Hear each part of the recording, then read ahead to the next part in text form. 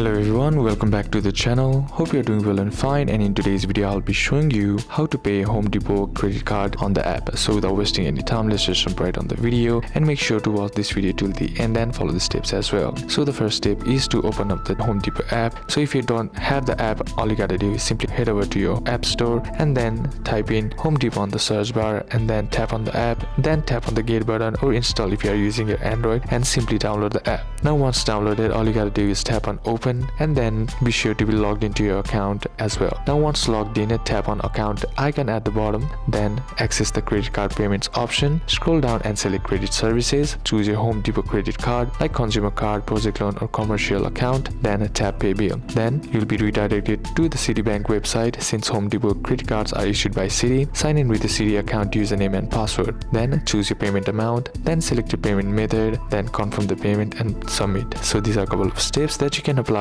And that's it for today's video, guys. Hope this video was useful to you. Leave a like if it did, comment down below what the next video should be on, consider subbing to the channel. Thank you for watching. Bye bye.